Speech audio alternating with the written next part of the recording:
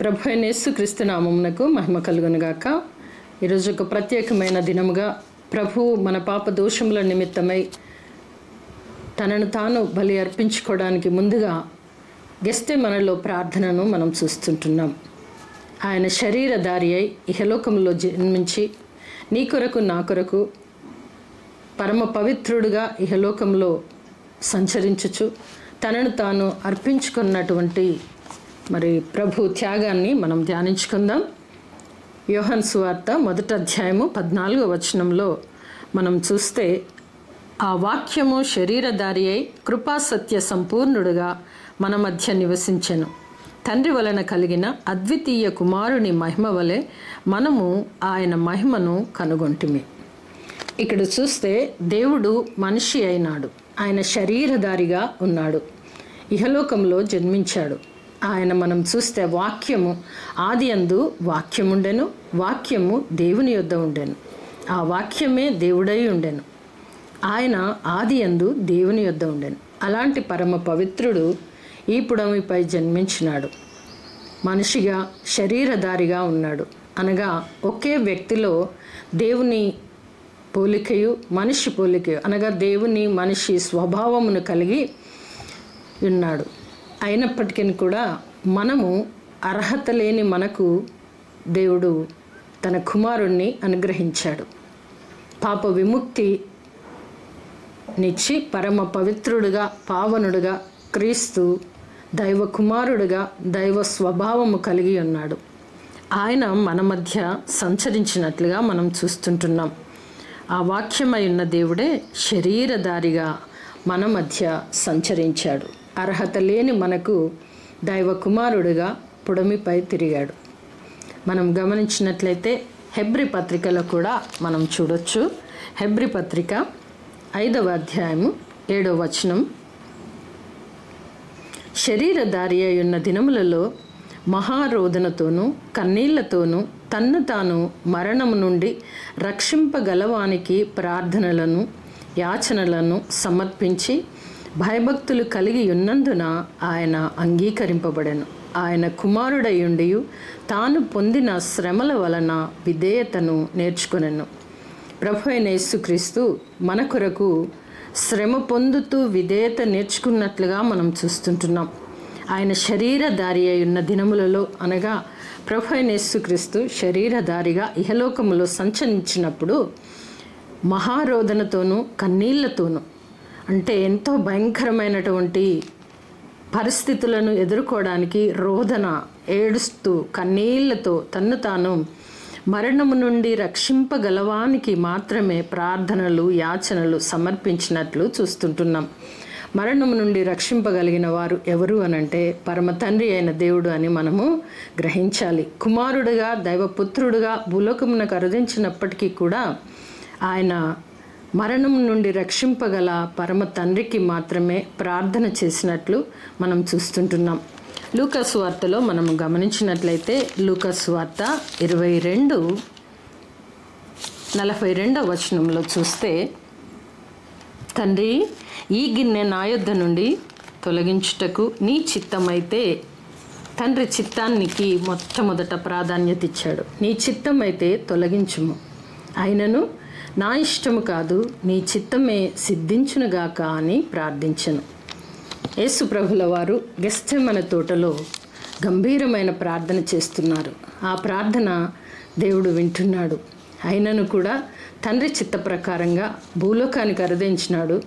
తండ్రి ఇచ్చినటువంటి ప్రతి బాధ్యతను నెరవేర్చడానికి తన్ను తాను సిద్ధపరచుకుంటూ తండ్రికి మొరపెట్టుచున్నట్టుగా మనం చూస్తుంటున్నాం. ప్రార్థనలు ఎంతో గొప్ప ప్రార్థన. గెస్తెమనే తోటలోని ప్రార్థన చాలా గంభీరమైన ప్రార్థనగా మనం చూస్తాం. ఏమనంటే ప్రాణము పోయేంతగా దుఃఖముతో వేదనతో తండ్రిని మొరపెడుతున్నాడు. ప్రభు అయిన యేసుక్రీస్తు తండ్రి దగ్గర సిద్ధపాటు అనగా ఇదంతా నేను చేస్తాను తండ్రి, నీ చిత్తమైతే తొలగించు, లేదంటే నేను సిద్ధమే అంటూ ప్రార్థించడం మనం చూస్తుంటున్నాం. అలాగే 44వ వచనంలో చూస్తే ఆయన మరింత వేదన పడి ఆతురముగా ప్రార్థన చేయగా ఆయన చెమట నేల పడుచున్న రక్త బిందువుల వలె ఆయను.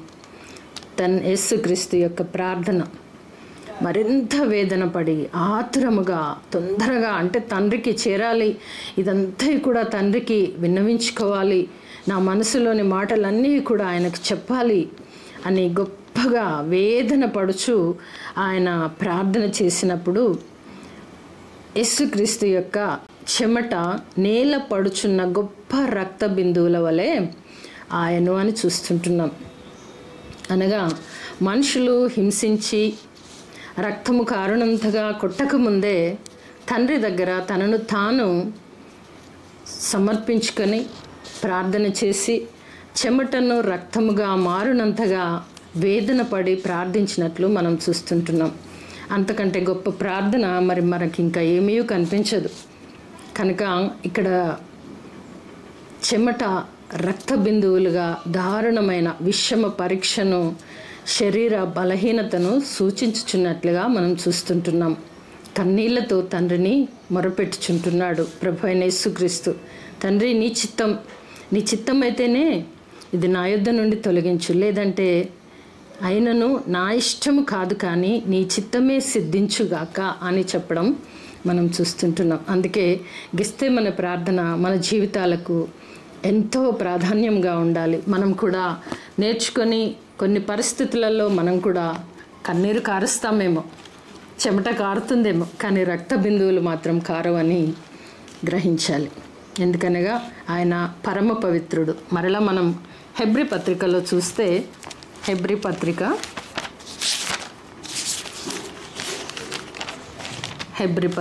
7వ అధ్యాయము, హెబ్రీ పత్రిక 7వ అధ్యాయము 26వ వచనంలో చూస్తే, పవిత్రుడును నిర్దోషియు నిష్కల్మషుడును పాపులలో చేరక ప్రత్యేకముగా ఉన్నవాడు, ఆకాశ మండలముల కంటే మిక్కిలి హెచ్చైన వాడునైన ఇట్టి ప్రధాన యాజకుడు మనకు సరిపోయినాడు. ఈ భాగంలో గమనించినట్లయితే క్రీస్తు ప్రభువు పరమ పవిత్రుడుగా, అనగా ఈ లోకములో ఉన్నప్పటికీ కూడా, లోకము పాపముతో నిండి ఉన్నప్పటికీ కూడా, ఈ లోకములో 33.5 సంవత్సరములు ఆయన జీవించినప్పటికీ కూడా ఆయన పరమ పవిత్రుడుగానే ఉన్నాడు. ఆయనలో ఏ దోషము లేనివాడుగానే ఉంటున్నాడు.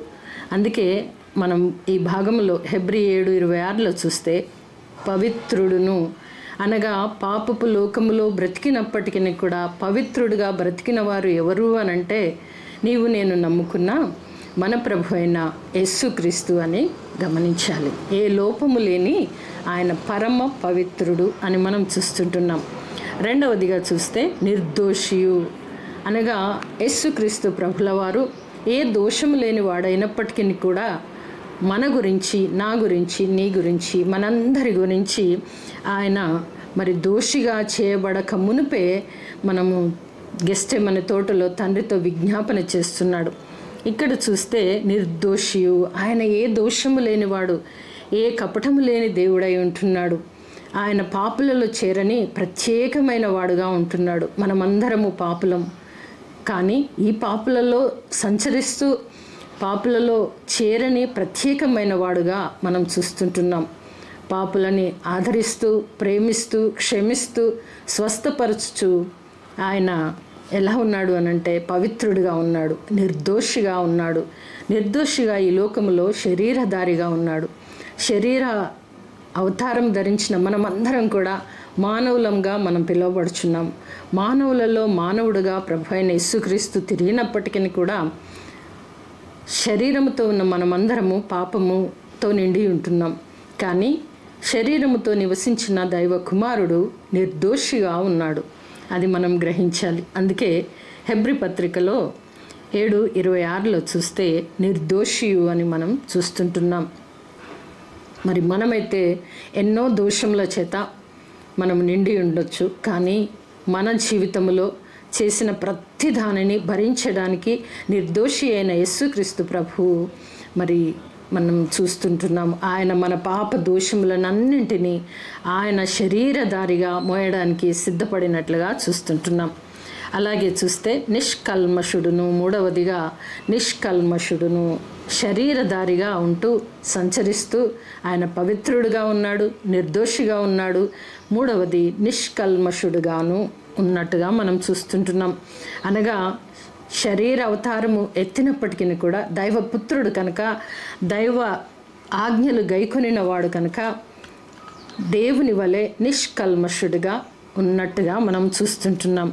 ఆయన అంతేకాకుండా ఆయన ఆకాశముల కంటే ఉన్నతుడుగా ఉంటూ ఉన్నతమైన స్థలములో పాపపు లోకములో నివసించినప్పటికీ కూడా పరమ పవిత్రుడుగానే తిరిగాడు, నిర్దోషిగానే ఉన్నాడు.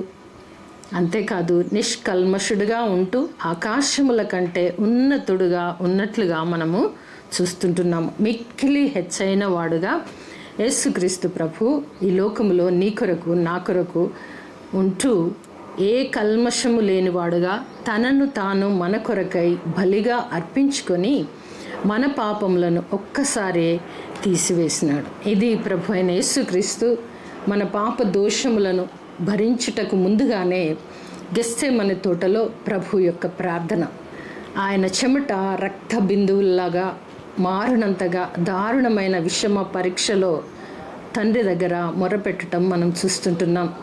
శరీర బలహీనత కానీ ఆత్మ సిద్ధమే అంటూ తండ్రి నీ చిత్తము అని కన్నీళ్లతో తండ్రిని మొరపెట్టడం మనం చూస్తుంటున్నాం. ఈ ప్రార్థన ఎవరి కొరకు అంటే నా కొరకే ప్రభుల ప్రార్థన.